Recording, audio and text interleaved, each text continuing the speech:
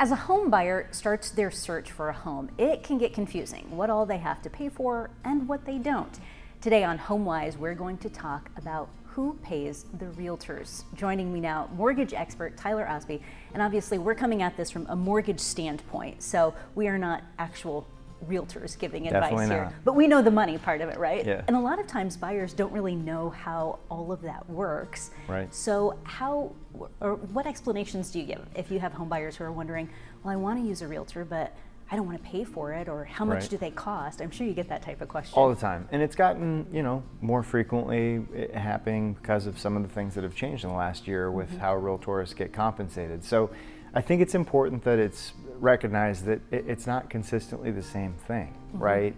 But you first need to understand who's involved in the transaction. Does the seller have an agent? Do you have your own agent as a buyer? And that can oftentimes determine how the money gets split. But ultimately, and I think it moves into the next slide, it comes down to like the new added transparency of how the money works. Yes. So just know that it's either the buyer or seller who pays, and it's not always the same, and the next door is going to open up some more conversation. All right, and I will say as we're moving to garage door number 2, sometimes there are no realtors involved. Yes. With transactions Yep. as well. So that's maybe another segment we can talk about.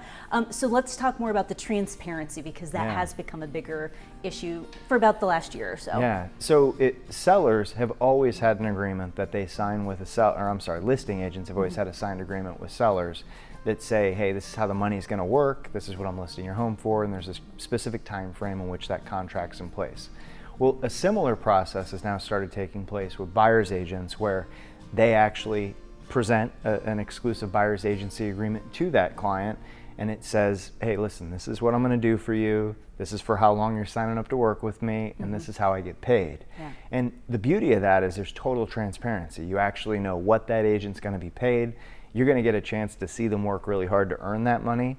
And you know that when you close on a home, that commission that you've agreed to in that agreement will have to be paid. But it's disclosed up front on how the agent's getting paid. The who pays it is kind of the last section. Let's go to garage door number 3 then. So what do you see as a very experienced mortgage lender in the state of Iowa? What are you dealing with most of the time?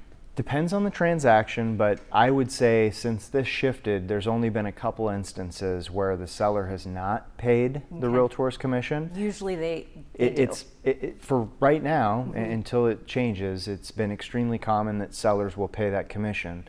The reality is, if it's important to you as a buyer that you don't pay it, like maybe you can't afford it. I mean, that's a lot of times what it is. Absolutely. If you communicate that with your agent, the agent will make sure that that's a part of the transaction as you're negotiating, that the seller would pay that. And if for some reason you find a home that they're not willing to pay that commission, maybe that's just not the home for you. Right.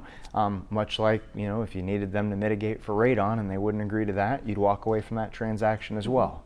So just know that it's always important that you've got the transparency and that you communicate with your agent what your expectations are. And all of it's negotiable.